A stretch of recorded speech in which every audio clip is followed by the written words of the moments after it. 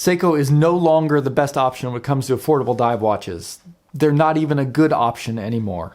They've gone up market, they're too expensive. If you're looking for an affordable dive watch, it's much better to go look at micro brands or Chinese specials off of AliExpress. These are the kinds of things I've been hearing more and more frequently, especially since Seiko killed off the SKX not too long ago. And while there may be some truth to those sentiments, I've spent about a year with the Seiko Samurai, and I'm here to give you 6 good reasons why Seiko still makes the best affordable dive watches. Let's get into it.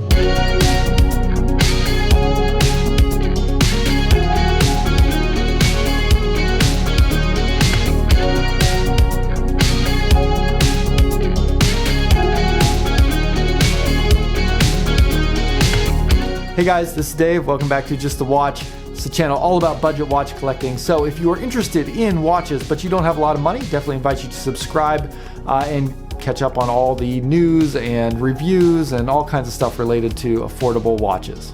And one of the big topics that I think has been coming up more and more recently is Seiko. They used to be the absolute king of affordable watches, particularly when it came to dive watches. And it even wasn't too long ago that I did a video about how Orient is kind of taking that spot in the market away from Seiko. With the rise of micro brands and Chinese brands that are available on AliExpress, there seems to be less and less reason to look at Seiko when it comes to affordable watches, and it feels like Seiko doesn't even care about affordable watches as much anymore. I'm not really a Seiko fanboy, and in fact, the only reason I bought this Seiko Samurai was to compare it to other watches. It's kind of a watch I had to get because I review watches. But after having it for about a year, I've really come to appreciate a lot of different things about it. And I think there is still a strong case to be made for Seiko being one of the best, if not the best companies to go to when it comes to affordable dive watches. If you're looking for a dive watch around $350, I think the Seiko Samurai is an excellent option to look at. It brings a lot to the table, just not necessarily in all the areas that you might think. Reason number 1, the Seiko Samurai is a diver's certified 200-meter dive watch. Now, what I think a lot of people know is that when you see the water resistance ratings on a watch, when it says 30 meters, it doesn't mean you can really take the watch 30 meters underwater. If it says 200 meters, it doesn't really mean you can take the watch 200 meters underwater. We've kind of come to expect that these numbers really refer to maybe the types of activities that you could do with the watch, and 200 meters generally means it's safe for scuba diving, probably. But on this Seiko Samurai, you'll notice that it says that this is a diver's 200 meters, which is a totally different classification. The Seiko Samurai is a certified dive watch. Now, there's a number of different certifications out there. The ISO 6425 is probably the most well-known. This being a Japanese watch, there's a Japanese equivalent to that, which is the JIS B7023-1993, which is essentially the same thing as ISO 6425.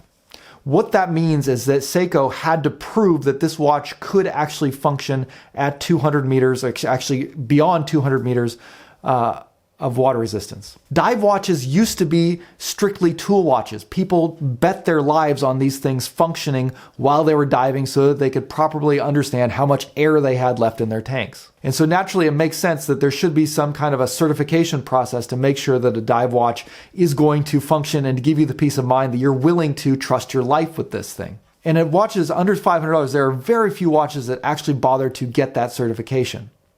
You'll see plenty of watches that have 300 meters, 500 meters, 1,000 meters of water resistance. They have helium escape valves and all kinds of things on them. But really that number is backed just by the company's word that they've kind of tested it and verified that they think it can handle those kinds of pressures. The Seiko Samurai, on the other hand, has gone through an actual certification process with a list of very stringent certification standards to demonstrate that it can function as a dive watch that you can bet your life on. And this is, again, something that you will not find on any micro brands in this price range. It's something you're certainly not going to find from any of the Chinese brands out there in this price range. To me, the diver certification on the watch is cooler than a helium escape valve and a 1,000-meter rating on a watch that is not certified. Reason number 2, the Seiko Samurai is one of the best dive watches out there.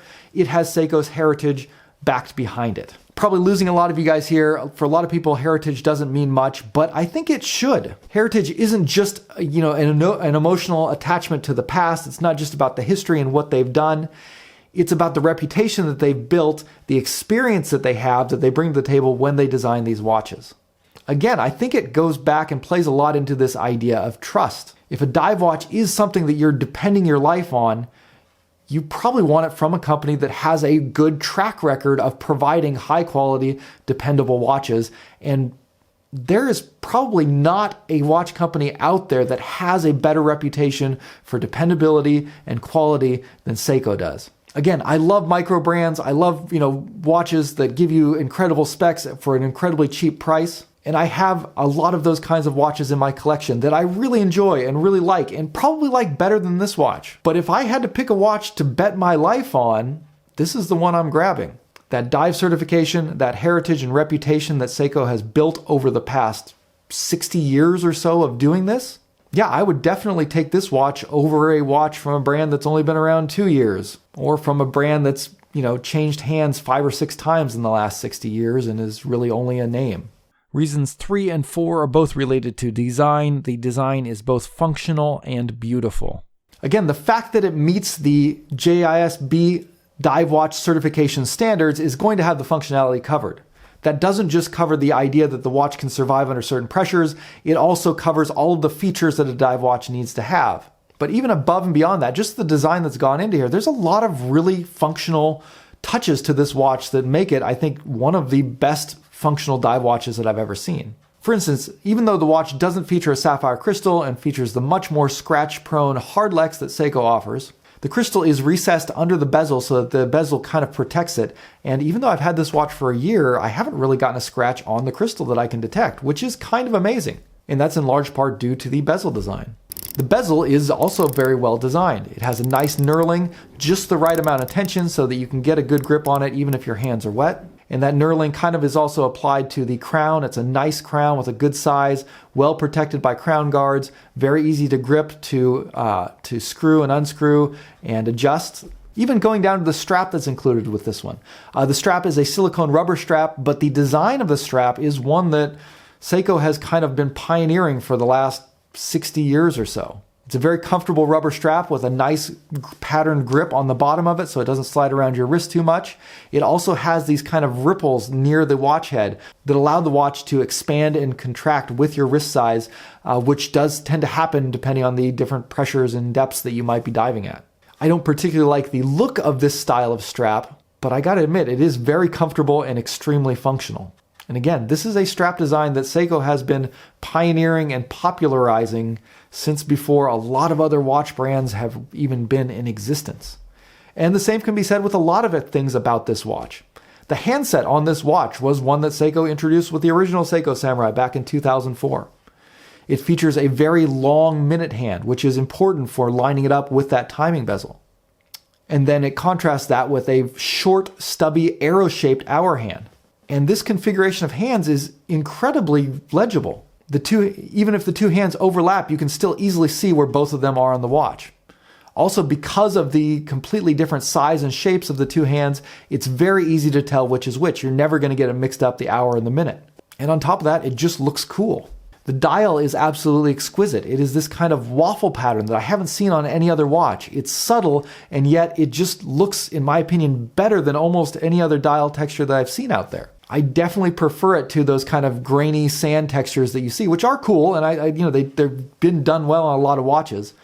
But this is something unique. It's something appealing. It's something that is not jumping out in your face, but it's something when you look down, you can really appreciate the work that's gone into the dial on this watch. Even the shape of the indexes and the patterns and the markings on the bezel. All of these things are stuff that Seiko kind of came up on their own. And of course, inside this watch, powering it, you have the Seiko 4R35 movement, a 21,000 BPH movement with 40 hours of power reserve, hacking, and hand winding. That sounds familiar because this is essentially the exact same movement as the Seiko NH35, which is found inside tons of these other micro brands that you might be considering instead of this Seiko watch. But here's the thing. Seiko invented that movement. This is an in-house movement from Seiko. It's their movement in their watches. It's a movement that's so good, everybody else is buying it to put in their own watches. And yet Seiko is the company that built it, that manufactures it, and that supplies it to all of these other brands.